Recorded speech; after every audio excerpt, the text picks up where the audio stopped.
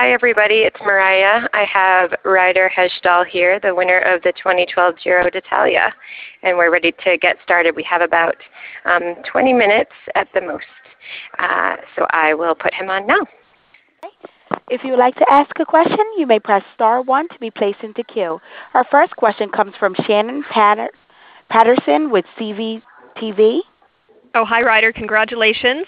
We're calling from Vancouver.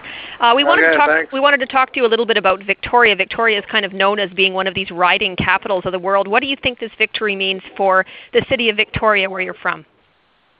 Oh, I think it'll do wonders. I mean, the city, it speaks for itself, the surroundings, the culture. My good friend Seamus McGrath and I started the Tour de Victoria, a mass participation cycling event last year to really showcase the spirit of cycling in Victoria, and not just Victoria but Vancouver Island, and it's incredible. So I just hope this powers that movement even more.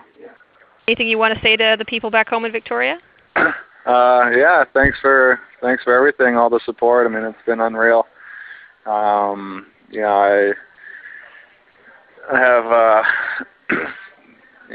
what can I say? The support's just incredible. Whenever I'm back home, it's pretty overwhelming, and they're always with me when I'm far away and doing hard work. So thank you. Can you update your status for the Canadian Olympic team? Are you competing? There's some confusion here. Yeah, they haven't selected the spot yet, so I guess I'm just waiting. I actually don't know the date that they're nominating the spot, so I guess we'll find out shortly. This has to help your chances? Yeah, I wouldn't see why not, but it's kind of the last thing on my mind at the moment. Great. Thank you. Congratulations. All right. Our next question comes from Paul Haysom with Tech News Victoria. Yep. Hey, Ryder, how's it going? I talked to you, congratulations, brother. We talked to you a couple days ago, and you said, I think the pink is in my sights, but I'm not 100% sure. Just walk me through that feeling of winning the Giro d'Italia. I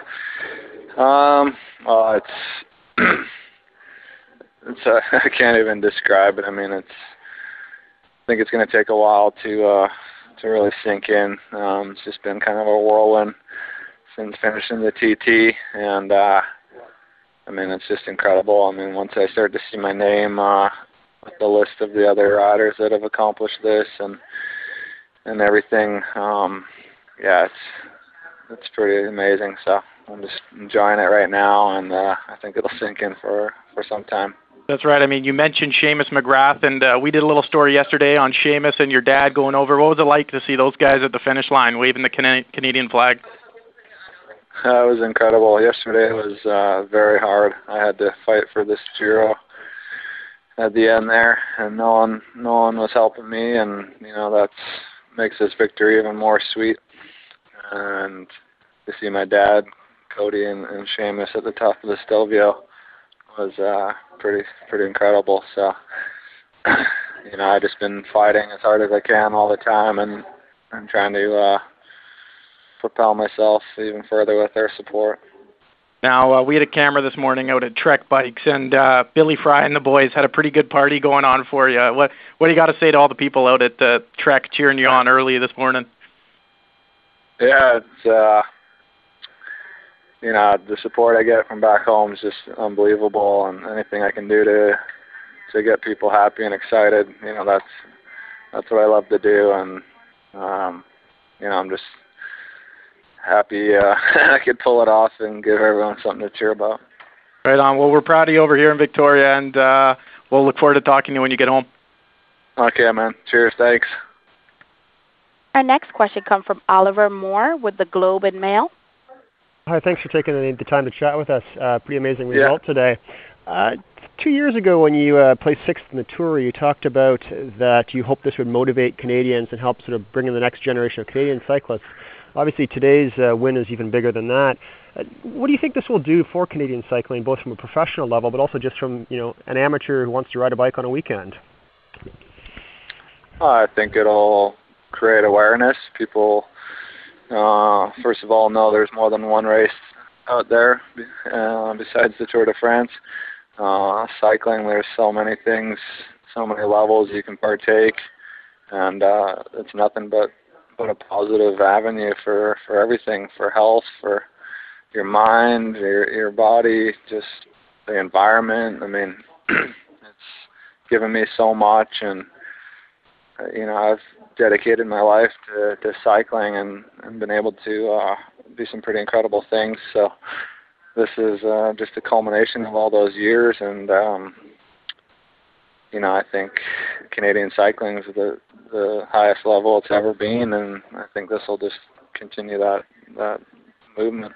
And it's probably too soon to ask this, but what about the Tour? It's been, it's pretty rare for anyone to get the double. It's been 12, 14 years, I guess, since Pantani done it. Have you thought at all about whether you're racing the Tour to win, or whether you're going to be supporting someone else, or is that decision for another day? Yeah, I'm enjoying today, and we'll just start to put a plan together for the rest of the year. I mean, yeah, that's about it for that. All right, thank you. Okay. Our next question comes from Cleve Dienstall with Victoria Times. Yep. Hey, Ryder, Cleve here. Congratulations. Yeah, man. And just to elaborate a little bit on the getting no help on the. We all saw the movie Breaking Away a couple of decades ago about the Europeans in cycling. Just elaborate a little bit more on that about virtually getting no help there along the last few stages. Well, it was more just the situation of the final. I obviously had a lot of help from my team, and we did everything we could. But I was referring to my rivals, and again, put the pressure on, and with 5K to go, he was still over 5 minutes ahead, and that was a big concern. And as we approached the last part of the Stelvio, none of my rivals were willing to work to conserve their positions either. Excuse me, because they felt I was the strongest, and it was my race to lose, even though I wasn't wearing the pink jersey. And those are all tactics and situations, and I basically had to save my own Giro in the last 5K and do a huge effort, and that makes it even that much sweeter. Hey, thanks, Ryder. Congratulations. Yeah. Okay. Thank you. Next question comes from Ian Austin with the New York Times. Hi, Ryder. What was your reaction last fall when the team proposed you focus on the Giro rather than the Tour? And what did that mean in terms of your preparation for the led up to today? Sorry, just the first part. What was the... And how did you react when the team proposed that you focus on the Giro? Yeah, I mean, at first it was just... I just had in my mind, I'd been doing the same program. I focus on the early part of the season and really try and be in top shape in March and the spring classics in the Ardennes, and then take a break. And I love the Tour of California, had great success there, and it's important for the team. And then, building to the Tour. So that was my program the last couple of years, and I just didn't really see myself changing from that.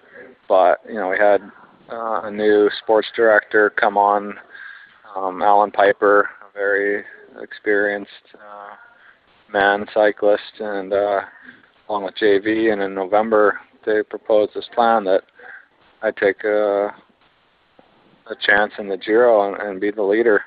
And when they told me that, my first reaction was just that I hadn't had that in my mind, but first thing I thought was, well, that's a huge opportunity and a huge compliment to be the selected leader for the GC in a Grand Tour, and that I'd be supported by the likes of Christian Vandervelde and Peter Stetina, and a team that was built around achieving big goals, especially in the team time trial. And I left that camp in Boulder very very motivated to take that opportunity, and that was it. I just worked for it every day, and we put a plan together, and I did what I thought that I needed to do, and I couldn't be more happy.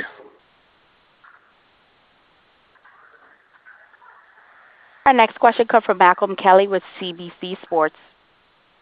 Mr. Hesjedal, congratulations to you.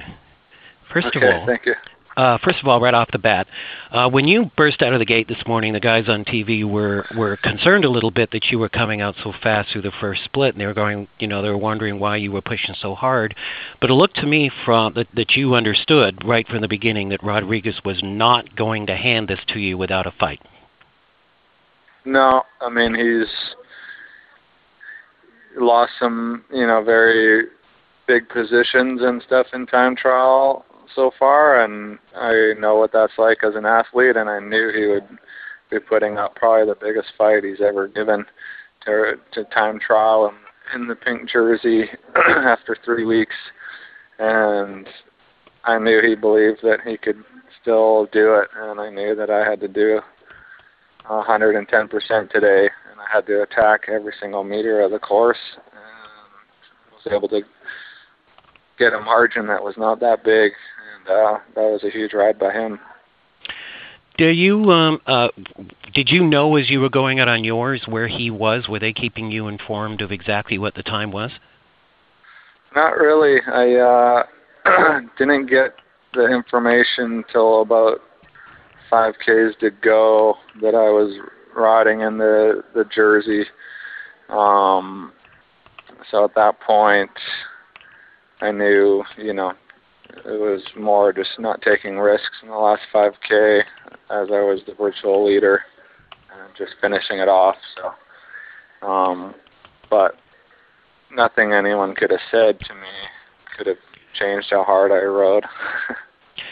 Would it be fair to say that going up the Passo della Stelvia that you knew that that you understood that every second that you could keep up there was going to be money in the bank for today? Well, it's like that every day. Right. I got a little bit taken advantage of in the final. I did the work to keep the contenders in the picture against again. Mm-hmm. And, Rodriguez profited from that and attacked me at the end, and that's bike racing, and that was a smart move. I mean, those are 14 precious seconds. I mean, if I would have started today with 17, deficit would have been a lot better than 31. And, right. Again, that just makes this race that much more sweeter that it was that tight and the battle was that fierce for 3 weeks. I mean, it's unbelievable. You do know that this is the second closest Giro in history. Well, it felt like it. Yeah, I mean, the only one that was closer was 1948, 11 seconds in this. So, I mean, it could not have been any tighter. Well, that's incredible. I mean, I still curse the time bonuses that he received. It was 28 seconds, but that's bike racing. They were there for the taking, and everyone had the opportunity. So, who would have thought that it would be that close after 3 weeks? And that's what makes it exciting. Last question, is there any chance you would not ride in the Tour? I'm not sure. It depends on the planning of the rest of the year and the objectives and the team's goals, and really just, I have to take a break now and see how the body reacts from this tough 3 weeks. I mean, I've never been in this position before. I think I have the form of my life, and we'll see where we go from here. Thank you, sir. Yep. Our next question comes from Jay Janover with Global BC. Ryder, congratulations, like everyone else is passing along to you. The last time a Canadian came this close to a podium was Steve Bauer back, I think, 24 years ago. Twitter wasn't even around then. Lance Armstrong tweets, congratulations to Ryder Hesjedal on his incredible victory in the Giro. Gotta love it when the best man wins. What's it like to hear those accolades from a guy like Lance Armstrong, and who else have you received congratulations from aside from us media? Actually, I haven't had much time to even look at my phone. Just my loved ones are here, but it's incredible to hear the compliments from such great riders and people. I mean, it's very flattering. How different is this year for you than last? I mean, last year we saw the success that you had on the tour. Now you're going to go from being a guy who did the chasing to somebody who's going to be chased. Are you looking forward to that? And what's been the biggest change for you in the last year? Because now you're on the world stage and everybody knows who you are.